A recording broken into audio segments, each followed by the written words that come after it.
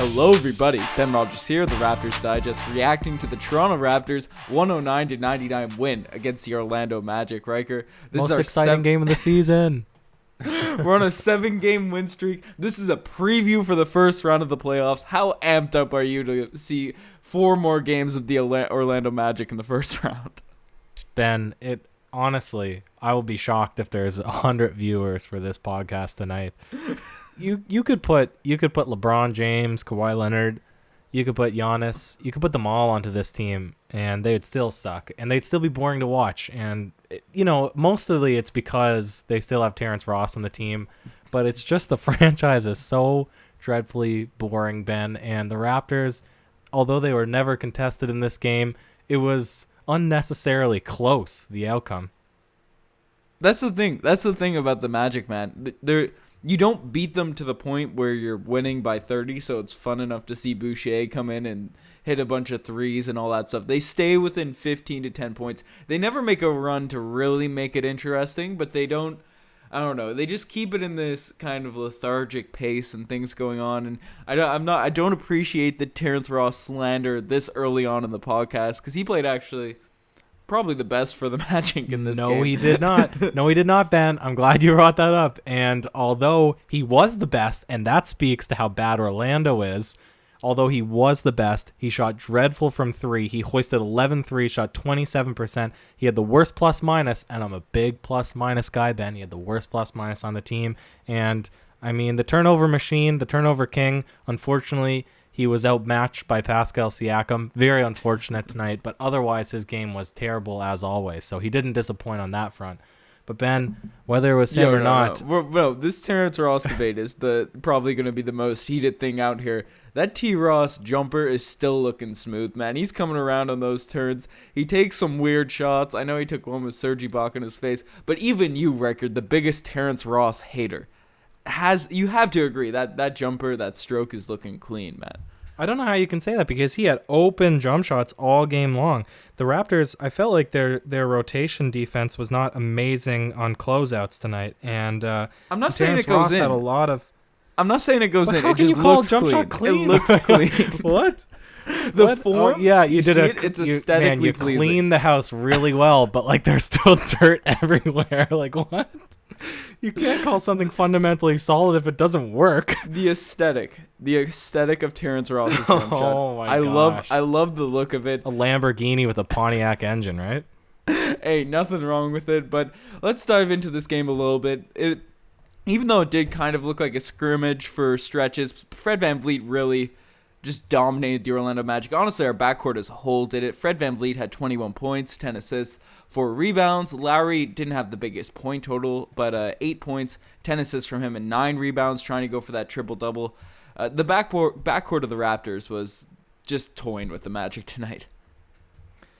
Yeah, well, they are missing Jonathan Isaac, despite whatever sort of memes are circulating around him, and it is a serious injury, ACL, and Aaron Gordon went out, and they have a guy who, frankly, was an all-star in Vucevic, and he is completely neutralized whenever he plays against the Raptors. He apparently averages 4 points against the Toronto Raptors. Tonight, I think he had 6 or 7. You have the box score open there, but all of their bigs just become absolutely, they're duds, they're pylons out there, and this is the perfect opportunity for guys like Fred VanVleet, who, he struggles with his inside game against the bigger guys, and he goes through stretches where his layups don't always go in. Same thing with Norman Powell. So it's a good game to really go up and try to finish some of those layups contested, but not against the most imposing defenders. Yeah, no, I most definitely agree. Vucevic, phenomenal offensive player, but on the defensive end, Fred kind of had his way going in, and Lowry was driving in. Didn't take many shots in the paint, but would drive in and then kick it out. And you brought up the point on Vucevic, and I think I heard Matt Devlin say that stat too. 4 points, which is just absolutely ridiculous. And as Raptors fans, obviously we see the Orlando Magic a lot. We seemingly play them every second game, it feels like. The Magic just always end up as a Raptors matchup, whether it be in the playoffs or the season. But I looked at Vucevic's stats. This guy averages 20 and 11, Riker. his box score stats throughout the course of the year is really remarkable. And when he goes up against the Raptors, 4 points, that's a 16-point difference right there. It's got to be mental with Vucevic when he sees the Raptors red. It's almost inexplicable. We know how good the Raptors defense is, and we credit them a lot, and I don't know if it's all about the Raptors defense or if it's exactly like you say, if it's a mental game and they have his number the same way that LeBron had the DeMar DeRozan Raptors number, right? That they just they mentally go in defeated already before the game even begins. And that certainly seems like what happens with Vucevic whenever he plays against our team. Yeah, no, and speaking of the Vucevic kryptonite, Marc Gasol came out in this game firing. He was ready to go. He kind of sent a couple shots early on, bricked an open layup, and then sent a 3 off the side of the backboard. But after that point, went 6 of 7 from the field, or 5 of 6 from the field, had 13 points, 6 rebounds, and assists. What were your thoughts on aggressive Marc Gasol to start off this game? Ben, honestly, I'd be happy watching Marc Gasol take 20 shots per game. It seems like when he shoots, it has a high potential of going in. Mm-hmm. And I don't know if you'd agree with me there, if that's a hot take or not, but he's never assertive. And when he tries to score, good things happen. That's what I find. Yeah, no, I completely agree. I 1,000% agree with you in the paint. Sometimes Marc's threes, you get a little bit sketchy on them when he fires them up, but when he's in the flow of the offense, and we saw it tonight, when he gets his game going a little bit on the inside, he's really consistent finisher with those little post fadeaway shots. I don't even want to call him fadeaway, he just shoots it over the people. And then after he gets his game going, it's what we talked about with Serge Ibaka all of last year. Once he gets his game going on the inside and then steps back at the 3, he was firing them up, and they were looking real slick, real wet tonight. Yeah, I mean, he's a guy that we're going to rely on heavily come playoff time because he is the complete package for the Raptors. He's a floor general. He sees the court really well. He has fantastic IQ. He plays at a very slow pace, and not in a bad way that he's getting beat or that he's a liability, but in the way that the game, that's a big challenge for rookies. Like, it was a big challenge for Norman Powell for the longest while where he just had this raw athleticism, but sometimes he would be at the basket before he even takes his first dribble, basically, right? He's just ahead of the game doesn't slow down for him. But Marc Gasol, when he's out there, it's like he's like playing 4D chess. And so I think that if he can get, the defense is already solid, the passing, the playmaking is already solid. He's basically, we've said it a bunch of times, he's basically our point center. But if he can get that assertiveness on offense, then the Raptors have a much better chance in facing the more challenging teams come playoff time. Yeah, especially the teams without the defensive bigs. When you look at teams like the Celtics, an assertive Marc Gasol will be essential. But you brought up Norman Powell there, and he struggled with getting his game going, especially finishing at the rim over the course of this bubble. Tonight was definitely his best game out of the 3 games so far. 14 points for Norm, 3 of 6 from the 3-point line. Had a couple of flubbed finger roll finishes again tonight, but then took a couple and just yammed it down. Didn't even worry about throwing it up there, going up with a soft touch. What were your thoughts on Norm tonight? Looked like the Norm we've been seeing throughout the course of this regular season. Well, Ben, Nick Nurse says Norman Powell is due for a 25-point game. But the way he says that makes it seem like he has a limited ability to score 25 points on any given night. And I was glad he didn't waste it against the Orlando Magic. Ben, do you think it's coming on maybe a more weighty series or just a better matchup? Because I think Nick Nurse is right, but I'd hate for him to waste. If he only has a few in the tank, I'd hate for him to waste it on this game in particular.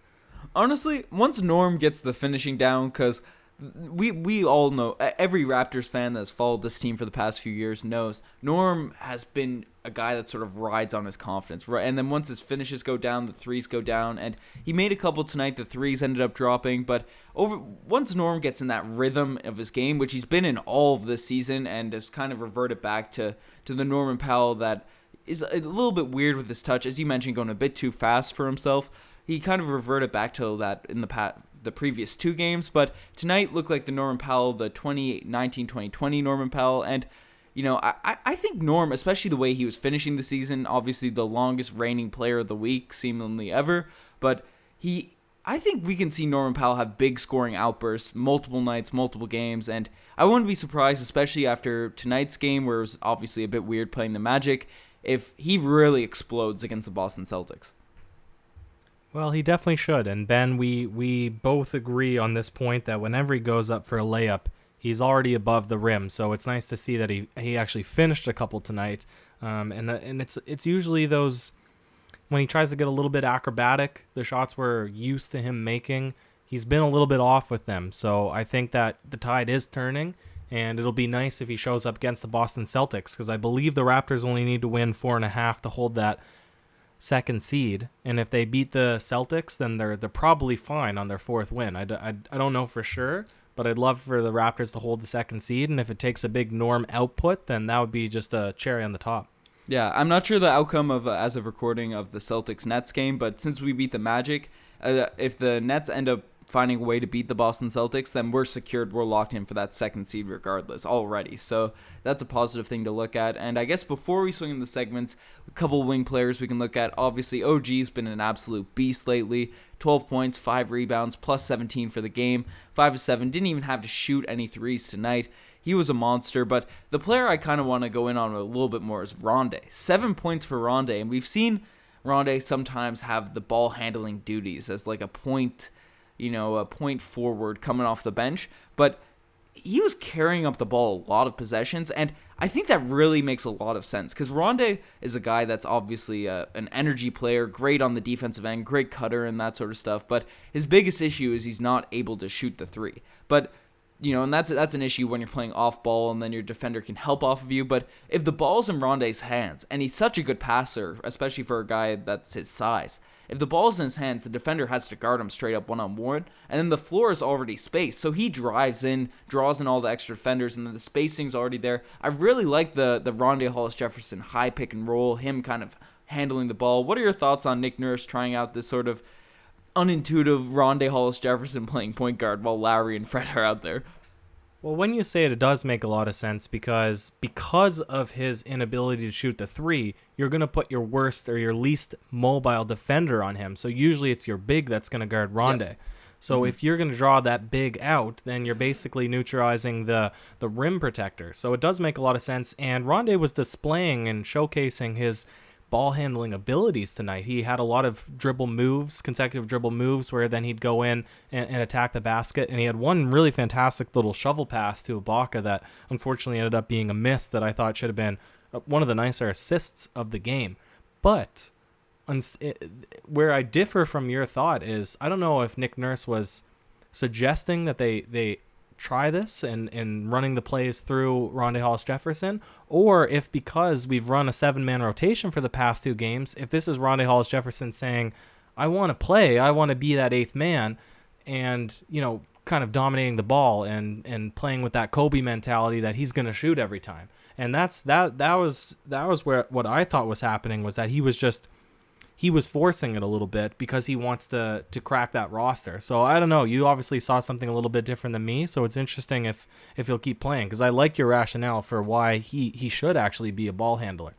Yeah, whatever it is, I really like to see if we continue this, especially against a tougher opponent, especially defensively, right? Going up against the Celtics, maybe. See if that really Celtics works. would be hard because they don't have a slow big man, unless Enes Kanter maybe is guarding him. But yeah, Kanter or Tice, whoever they have out there. But it'll be interesting to see if this continues, if this is a trend, or maybe something, as you said, Rondé trying to show a little bit extra, trying to get and be that 8th man in the rotation. But Ryker, we're 14 minutes in. Let's swing into the segments. Tonight, the spicy P-lay of the day. I don't know if you have one in mind, but at the start of this one, OG Anunoby took a little spice for himself and had a spicy P spin move right down the lane and had a nice little finger roll layup. When OG's ball handling, we've been talking about it to death since the bubble has opened up, but if he's adding spin moves in here too, it's over. It's over. The old Brandon Bamberg spin move, Ben. Nobody will get the reference, but if you can put somebody in the washing machine, then you're getting to the basket. Shout out Brandon Bamberg out here.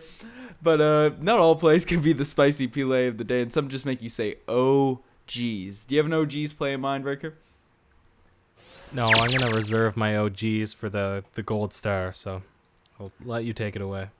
Yeah, the OGs, the first couple shots that Marc Gasol had in this game, I alluded to it earlier, where he just you saw he was being aggressive. We're always asking Gasol to be ready to go and shoot more shots, but when you start off like that, but he kept it going. But the first shots definitely made me say OGs. And Chris Boucher came out in the game. Obviously, he's not been getting that much run in the first couple games in the bubble, but immediately went out there and fouled a 3-point shooter. It ended up being just before the shot, but an interesting 1 minute of action from Chris Boucher. Definitely made me say OGs, but without further ado, let's swing it into the DeMar. Oh, sorry, I do have an OGs before we go into it. Do you? I can transition us then. Yeah, okay. Aaron Gordon obviously went down, which is a big hit for the Magic. He, of course, is very ineffective as well as Vucevic against the Raptors, but nonetheless, he is a guy that they want to make a push for better seeding probably, and in the replay, he just swung his leg. I know Lowry was awarded the flagrant one, but he hurt his hamstring by just kicking his leg almost up to his head like one of the burlesque showgirls. And I don't even know how his leg is so flexible. But it just made me say, oh, geez, because Lowry didn't make him swing his own leg up that high, that's for sure. Yeah, so, I guess the momentum, but yeah, that leg that was high. It flew up. That was scary to look at. Listen, there's a career for him in Las Vegas with some glittery, skirts and all that stuff. If that's, if his career ends up shy. But Ben, like you said, without further ado, won the DeMar Carroll Gold Star Award for worst performance of the game. And for me, I'm gonna take it away because I don't know if this is to blame on Nick Nurse. And of course, you think I'm gonna talk about Terrence Ross, and I will. But I don't know if this is the blame on Nick Nurse. I'm dying at the Aaron Gordon thing, man. Yeah. Listen, I don't know if this is the blame on Nick Nurse or if this is the blame on what is it? What's their coach's name? Clifford. What's his first name? Is it Chris Clifford? Steve Clifford? Steve Clifford? I don't know if it's the blame on the Raptors coach or if it's the blame on the Orlando coach for letting them just play their starters and run through and keep it close. But Lowry played 37 minutes tonight. Fred VanVleet played 34 minutes tonight. I know the guys, they want to get run. They're dying to get some play before the playoffs. But this, you got to think, this is one of those games that if one of your stars got injured, you could never forgive yourself. So to play that heavy minutes on your two best guards, the guys that you need in the playoffs against the Orlando Magic, I don't know who to blame it on, but that shouldn't have happened in my opinion. Yeah, no, I agree with that.